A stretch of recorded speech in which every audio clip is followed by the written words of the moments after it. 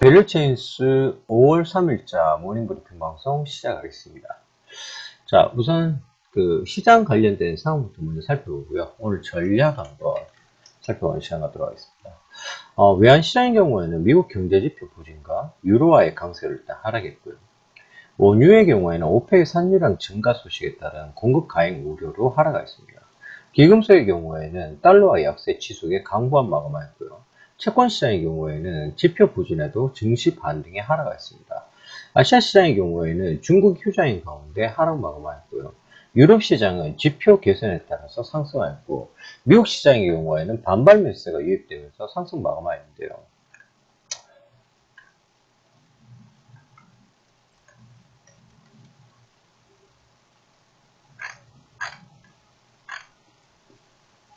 자, 지금 보면 오늘 조금 우리 시장에 많이 영향을 갖다가 미칠 수 있는 부분 자체는 실질적으로 미국 시장이라고 할 수 있겠습니다.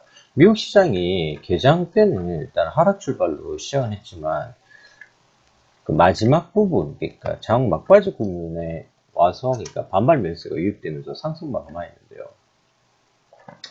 우선적으로 그 경제지표 발표가 두 가지가 있었습니다. PSM 제조업 지수 그 4월 확정치가 발표가 있었는데 예상에 부합한 50.8로 ISM 제조업 지수가 4월 예상을 하회한 50.8로 발표됐지만 50선을 상회했다는 점에 증시는 일단 상승을 했고요.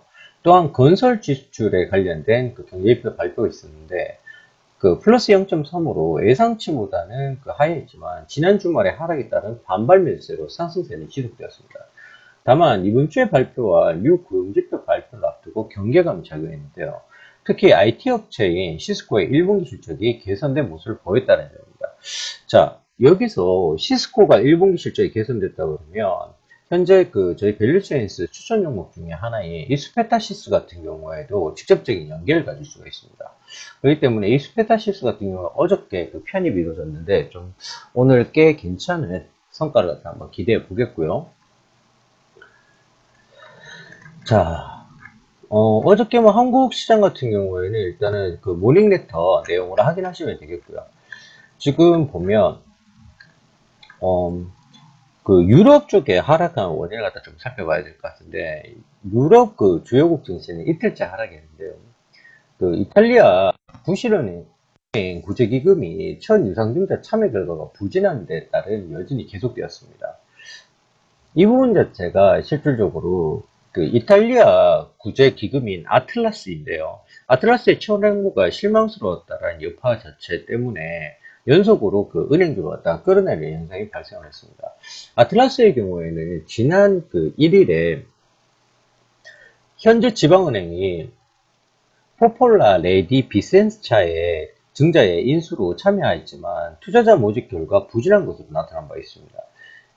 그 3명의 소식통에 따르면 전체 발행액이 15억 유로에 10%만 투자자에게 매각되면서 아틀라스가 나머지 90%를 따먹게 생겼다고 하는데요. 아틀라스의 그 자금은 거의 3분의 1이 단일은행으로 들어가게 되는 부분이기 때문에 아무래도 유로존의 은행주 쪽으로 조금 안 좋은 결과가 나왔을 것 같습니다. 그리고 그 독일의 그 자동차주들이 일제히 강세를 나타냈는데요. 이 부분 자체는 실질적으로 그 자동차 관련 그 자동차를 갖다 중심으로 한 제조업 지표가 호조로 발표가 되면서 이 부분이 발생한 것 같습니다.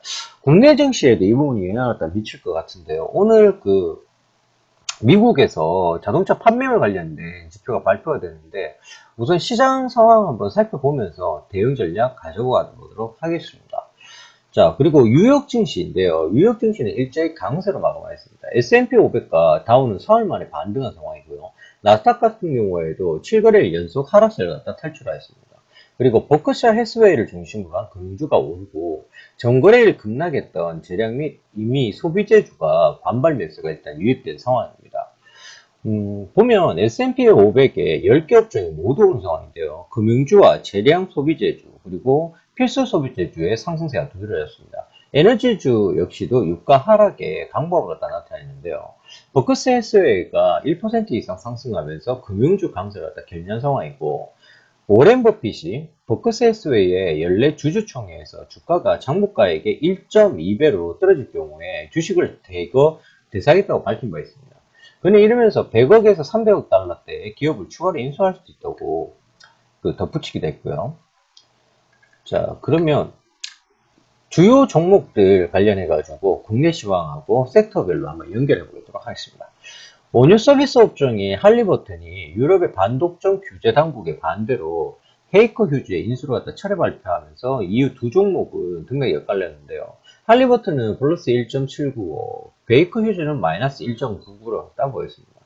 국제유가 하락으로 원유 서비스 업종 및 중소형 원유 업체는 하락하였지만 대형 기업들은 반발 매수로 상승하였고요. 반면 실적 개선 발표 이후에 강세를 갖다 보이고 있는 아마존으로 인해서 대형 기술주들도 상승을 하였습니다. 실질적으로 하이테크 관련된 종목들 위주로 상승했다고 보시면 될 것 같습니다. 그리고 금융섹터의 경우에는 무디스의 실적이 전년 대비 22% 감소했지만 2015년 12월 금리 인상으로 실적이 6bp 증가했다는 분석이 제기되면서 강세를 갖다 보였고요. 그리고 이 부분은 국내에 영향을 미칠 것 같은데요. 마카오 카지노 매출이 예상보다 증가했다는 소식에 카지노 업종이 강세를 갖다가 시현하였습니다. 국내 카지노 업종 같은 경우에도 최근에 그러니까 중국 관광객 유입과 일본 관광객의 추가적인 유입으로 인해 가지고 오늘 아마 턴이 나올 거라고 생각하고 있는데요. 오늘 카지노주 같이 한번 관심 가져보도록 하겠습니다. ETF로 보는 업종은 전반적으로 다 상승한 상황인데, 실질적으로 바이오 섹터와 부동산 섹터가 일단은 상승했다는 게 좀 고무적이네요. 그리고 원유 시추업체에 관련된 ETF는 일단 하락을 했습니다. 아무래도 합병 무산에 의한 여파가 존재했다고 보시면 되겠고요. 지금 보게 되면 최근에 약조정 갖다 제일 많이 보였던 게 실질적으로 헬스케어 업종인데, 헬스케어가 일단 반등이 시작됐다라는 점, 이게 국내도 약간 영향을 갖다 미칠 수 있는 소재라는 거 한번 더 말씀드리도록 하겠습니다. 자, 그러면 달러 인덱스하고 현물 쪽에 한번 시장 보겠습니다. 달러 인덱스 같은 경우에 미국 지표 부진으로 그리고 유로화 강세로 하락했는데요. 이 부분 자체는 달러의 약세 기조를 갖다 의미하기 때문에 국내는 약간 좋은 영향을 갖다 미칠 수 있는 소재가 되겠고요. 유가 같은 경우에 오펙의 산유량 증가 소식에 따른 공급 가행 우려감에 일단 하락 마감한 상황입니다. 게다가 5월 1일 날 발표한 중국의 PMI 제조업 지수도 예상 하향 수치로 발표되면서 유가에는 일단 부담으로 작용했습니다.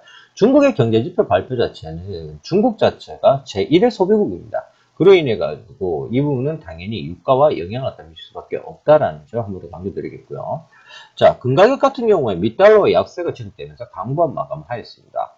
실질적으로 지난주 FOMC와 BOJ 통화정책 이후에 달러화는 약세를 보이면서 금값의 상승을 갖다 이끈 바 있는데요. 이제는 엔화와 유로화의 강세가 시현되면서 실질적으로 반대급부적으로 달러와 약세가 시현되는 국면이기 때문에 금가격 같은 경우에는 당연히 하락할 수밖에 없는 상황입니다. 현재 달러엔 같은 경우에는 플러스 0.05% 상승했고요. 달러엔 위안화 같은 경우에는 마이너스 0.09% 하락했기 때문에 오늘 잘하면 위안화 절하 가능성도 조금 배제할 수 없는 상황입니다. 자, 그리고 국내 시장 한번 볼게요. 우선 국제 선물부터 보겠습니다. 휴일을 앞두고 RBA 통화정책 회의의 변화가 다 보일 것으로 보이는데, RBA는 호주의 통화정책 회의입니다. 전일 미국장에서 금리 상승세로 국내의 금리 상승 요인으로 작용되면서 금일 국채 선물은 하락 출발이 예상되고 있는데요. 금일 한국 소비자물가 지수와 호주 RBA 통화정책 및 차이신 PMI 제조업 지수가 예정이 되어 있기 때문에 이 부분에 대한 영향을 갖다 미칠 것으로 보입니다. 한국 외환시장의 경우에는 달러원 환율 보고서 이후에 보합권 흐름이 예상되지만 전일 서울한시가 1137.80원에 마감하였기 때문에 NDF 환율은 1개월물이 1139원을 보였고 1개월물 스왑 포인트 같은 경우에 0.55원을 갖다 보인 상황입니다. 이에 따라서 정거래를 대비해서 보합 수준의 출발이 예상이 되는데요. 단지 국내에 황금 연휴를 앞두고 있다는 점에서 변동폭은 제한적일 것으로 보입니다. 금일 달러 환율은 1135원에서 1145원 내외 움직임을 갖다 보일 것으로 예상이 됩니다. 자, 한국 주식시장에 대해 가지고는요, 한국 주식시장은 미국 증시 상승에 영향을 받으면서 상승할 것으로 예상이 되는데요. MSCI 한국 지수는 플러스 0.33포인트, 플러스 0.63% 상승한 52.58포인트, MSCI 이머징 마켓 지수는 마이너스 0.10, 마이너스 0.28% 하락한 34.30포인트로 마감했습니다. 달러원 환율은 NDF 환율이 플러스 0.65 상승한 1139원이고, 그리고 야간 선물의 경우에는 플러스 0.60포인트, 플러스 0.25% 상승한 244.85포인트로 마감했는데요. 따라서 금일 코스피는 상승 출발할 것을 예상해 냅니다. 일단은 MSCI 한국지수가 0.63% 상승은 하였지만 MSCI 신흥국지수의 경우에는 국제유가 부진으로 0.28% 하락하였습니다. 그리고 야간 선물의 경우에 외국인이 순매수로 전환했다는 부분이 굉장히 중요하게 되겠는데요. 그 244.85포인트로 마감했는데 코스피로 환산하게 되면 1983포인트 정도 되는 수준입니다. 그리고 NDF 환율 같은 경우에도 앞서 말씀드린 것처럼 1139원으로 전일자 마감했는데 그 장 후반에 최상목 그 기획재정부 1차관에 환율 급변동 때만 미세 조정에 나설 것이라는 발언으로 인해서 1.50원 하락한 1137.80원에 마감했는데요. 이를 감안하게 되면 오늘 달러원 환율은 보합권에서 출발할 것을 예상합니다. 우선적으로 당일 같은 경우에는 한국 증시에 영향을 갖다 줄 수 있는 이슈는 세 가지 정도로 볼 수 있는데요. 먼저 반발 매수의 유입 가능성이 큽니다. 예, 유럽은 지난주 말에 큰 폭으로 하락했기 때문에 반발 매수가 유입됐고요. 미국도 지난주 하락에 따른 반발 매수로 강세를 보인 바 있는데 한국 증시는 지난주에 1.06% 하락한 바 있습니다. 그로 인해서 전일 0.80% 하락했기 때문에 충분히 반발 매수가 유입될 가능성이 상당히 높아져 있는 상황이고요. 두 번째로는 국제유가의 향방이 날 수 있습니다. 오펙과 러시아 산유량 증가로 인해서 45달러를 하회하는 약세를 보인 국제유가로 인해서 한국 증시가 상승하게 된다면 외국인의 매물 출회 가능성이 상당히 높아집니다. 오히려. 예, 이 부분이 좀 영향을 미칠 거고요. 세 번째로는 중국의 차이신 PMI 제조업 지수를 할 수 있는데요. 지난 주말에 중국 정부가 발표한 PMI 제조업 지수가 부진한 상황인데 미국의 ISM 제조업 지표 또한 하락한 상황입니다. 이로 인해서 한국 시간으로 오전 10시 45분에 지금 발표가 되는데요. 이때 굉장히 좀 중요할 것 같습니다. 그 차이신 PMI 제조업 지수가 그 둔화될 수 있는 우려감 역시도 있는데, 근데 실질적으로 그 이 부분이 지금 만약에 시장 예상치와 비슷한 것으로 본다 그러면 일단은 괜찮을 걸로 일단 볼 수가 있습니다. 예. 시장 자체의 전개는 크게 뭐 문제는 없을 것이라고 일단 판단이 되는데요.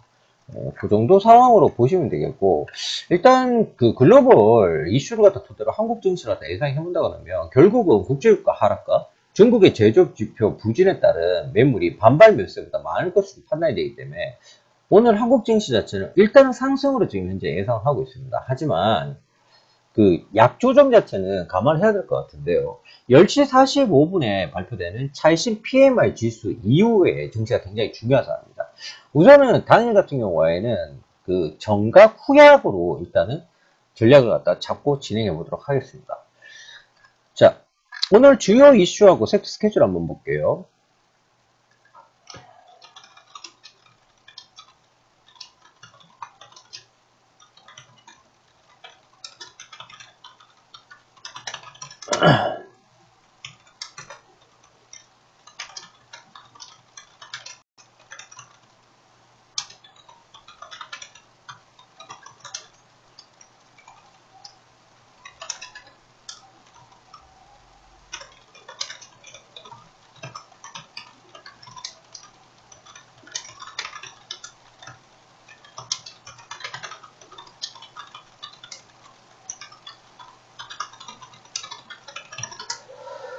자, 오늘은 일본 증시는 일단 휴장입니다. 그리고 새누리당, 원내 경선이 뭐 필요 없고, 대한항공이 김포, 포항 제 취향이 있고요. 그리고 OCI가 오늘 실적 발표가 있습니다. 이 OCI 실적 발표가 있으면 실제로 태양광 에너지나 그 태양광 에너지 건설 및 발전, 그리고 LED 뭐 관련주들이 좀 상승할 수가 있을 수 있습니다. 근데 실질적으로 지금 현재 저희 그 밸류체인사는 S에너지를 갖다 커버리지를 하고 있는데 S에너지 같은 경우에 지금 목표가 인근이니까 같이 오늘 한번 보도록 하겠습니다. 자, 그리고 4월 그 자동차 판매가 현지 시간으로 발표가 되는데요. 그러니까 3일, 그 오늘 현지 시간으로 자동차 그 관련이 발표가 됩니다. 그리고 하이자가 실적 발표가 있고요. 자, 증권사 추천 종목 보면서 마무리하도록 하겠습니다. 삼성증권에서 KB손해보험을 가지고 나왔는데요. 2위권 선보사 중에 가장 양호한 손해율 및 저평가 수준의 저평가 현재 그 저평가를 갖다 보이는 주가 수준을 갖다 보이고 있다고 밝혔습니다. 가격 자율화 정책에 따른 보험료 인상 효과 및 KB 지주의 시너지가 기대가 되고요. 자, 일단은 KB손해보험 같은 경우에는 보험사 관련주 중에서는 저희 밸류체인스에서는 탑픽으로 삼는 종목입니다. 성장성 자체가 고무적일 거라고 일단 예상하고 있어요. 네, 그리고 네이버입니다. 네이버 모바일 트래픽 성장에 따른 국내 포털 광고 매출 증가가 전망이 되고 있고요. 라인의 신규 광고 상품 출시로 매출 성장 및 IPO 모멘텀을 보유하고 있다고 밝혔습니다. 네이버 같은 경우에는 최근 1분기에 어느 서프라이징 같은 기록하는 등 상당히 실적적인 측면에서 좋은 흐름을 보이고 있습니다. 오히려 지상파 광고 매출보다도 마케팅 매출 실적이 더 좋은 상황이니까요. 네이버 같은 경우에는 일단은 탑픽으로 두고 우리도 한번 관심을 보도록 하겠습니다. 신한금융투자에서는 GS건설과 가지고 나왔는데요. 그리고 원익 QNC를 가지고 나왔습니다. GS건설에 대해 가지고는 이미 여러 차례 말씀드린 바 있고요. 지금 현재 저희 밸류체인스의 건설주에서는 현대건설과 GS건설만 보자고 말씀드린 바 있습니다. 자, 그리고 원익 QNC입니다. 원익 QNC 같은 경우에 지금쯤에 들어갈 때가 됐는데요. 2016년 하반기부터 주요 고객사의 설비 투자, 그리고 해외 고객사 및 2017년 삼성 평택 공장 양산 개시 효과가 나타날 전망입니다. 이 부분 자체도 있고, 거기다 원익 IPS 쪽에 보유 지분이 있기 때문에 이 부분도 부각될 수 있다는 점 한 번 더 말씀드리겠습니다. 자, NH투자증권에서는 삼성 SDI를 갖고 나왔는데, 삼성 SDI는 좀 이따 보겠습니다. 아직은 멀었어요. 자, 그리고 CJ 프레스웨이입니다. 외식 급식 부분에 높은 신규 수주 성장세가 이어지고 있고, 프레시원 법인도 신규 고객 확보가 용이하다라고 밝혔습니다. CJ 프레스웨이 같은 경우에는 이미 선반영된 부분이 좀 커요. 보지 않겠습니다. 자, 오늘 증권사 추천 종목 중에서는요, 지금 바라보면 좋을 게, 일단 KB손해보험 정도 보겠습니다.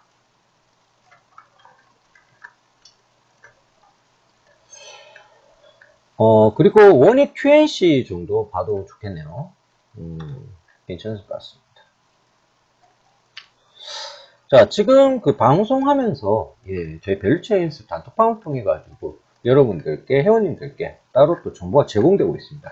그렇기 때문에 저희 방송을 유튜브나 페이스북, 그리고 온라인을 통해서 간접 청취하시는 분들께서는, 저희 카페나 회원가입을 갖다 통해가지고, 같이 활동해 보시면 좀 더 좋은 정보들 많이 얻으실 수가 있습니다. 자, 이상 밸류체인스 모닝브리핑 방송이었습니다. 오늘은 일단 중요한 포인트는요. 10시 45분에 중국의 PMI, 그리고 호주와 RBA의 통화정책 관련된 이슈가 있습니다. 통화정책 관련된 이슈 같은 경우에는 호주 같은 경우에 국내 시장에 은근히 영향을 많이 미치는 편입니다. 그렇기 때문에 만약에 호주 통화정책 회의에서 금리 동결이 아닌 금리 인하 발표가 있다 그러면 실질적으로 오늘 같은 경우에는 좀 굉장히 좋은 현상을 갖다가 볼 수 있겠죠. 그런 식으로 보시고 오늘 장중 대응 잘 하시기 바랍니다. 오늘 하루도 성투하시기 바랍니다. 이상 밸류체인스 모닝브리핑 방송이었습니다.